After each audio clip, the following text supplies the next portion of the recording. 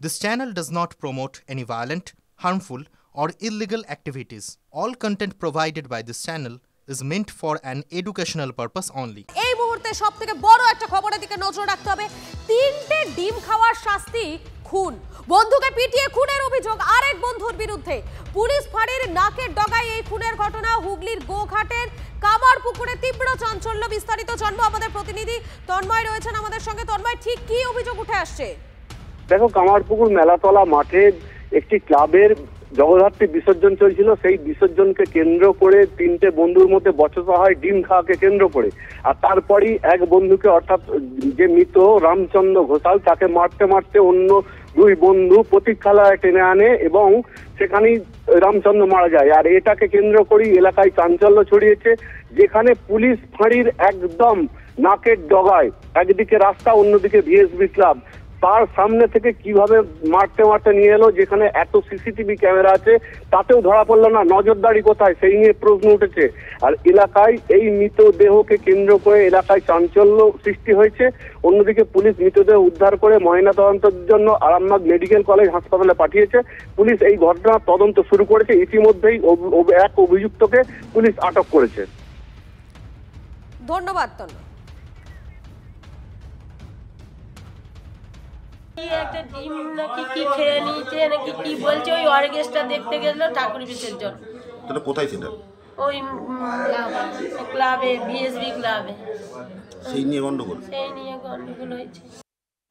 তারা মেরেছে, তাদের যেন ফাঁসি হয়। আর কি বলবো, আমার সামনে মেয়ের বিয়ে কি করে দেবো, কত আশা ছিল আমার ছেলে, ভাই ছেলে কত কি করবে, সব শেষ হয়ে গেল। আমার ছেলে যারা মেরেছে তাদের যেন ফাঁসি হয়। আর কিছু আমার চাইনি। আমার জল চালতো ছেলেকে মেরে দিল। ও আমার শালা সঙ্গে ছিল, সেও কিছু করতে পারলো না। এই জায়গায় মেরেছে, পুরো ফুলে রক্ত মতন জমে গেছে। দিয়ে তারপরে আমরা বলেছিলাম, এখানে সিভিক দাদারা ছিল, তো সিভিক দাদারা ওই রাজু বলে একটা ছেলে। এই কারণে মেরেছিল বলে জানতে পেরেছো? না, সেরকম কিছু জানতে পারিনি। তবে বচসা কি নিয়ে হলো? হ্যাঁ, বচসা কি নিয়ে হলো? ডিম খাওয়া নিয়ে। হ্যাঁ, ডিম খাওয়া নিয়ে রান্না হয়েছিল, ক্লাবে রান্না হয়েছিল। অর্কেস্ট্রা ছিল কালকে, একটা ছোট করে অর্কেস্ট্রা হয়েছিল। মারলো কোথায়? মারলো ওই লাবাজারে মোড়টাতে, তেমাতার মোড় আছে, ওইখানে তুই মেরেছে। ফের বিদ্যুতের খুঁটিতে বিদ্যুৎ স্পৃষ্ট হয়ে নাবালকের মৃত্যু। মর্মান্তিক ঘটনা মুর্শিদাবাদের ফারাক্কায়। ধুলিয়ান পুরসভার বিদ্যুতের খুঁটিতে থাকা সাইকেলে হাত দিতেই মৃত্যু হয় নাবালকের। শর্ট সার্কিটের কারণে মৃত্যু বলে অনুমান। রক্ষণাবেক্ষণ নিয়ে পুরসভার ভূমিকায় ক্ষোভ স্থানীয়দের। ওরা কিছু বলেনি, মানে হয়তো কাজের মাথায় তার তুলায়নি। সাইকেলটা যেমন ধরতে হবে তেমনই সাইকেলে উল্টা পড়ে গেছে।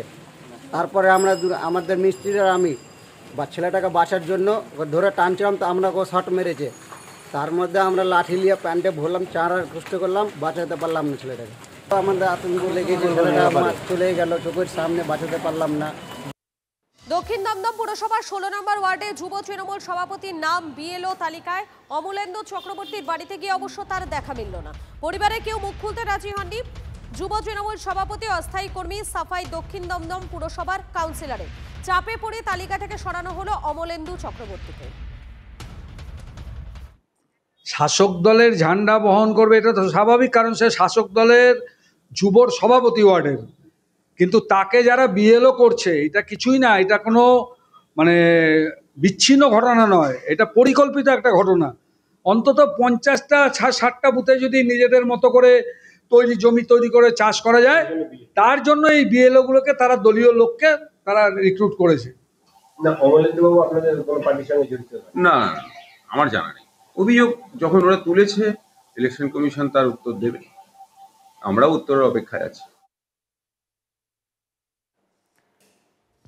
আর এই বিএলও নিয়ে তৃণমূলকে খোঁচা দিয়েছেন দিলীপ ঘোষ।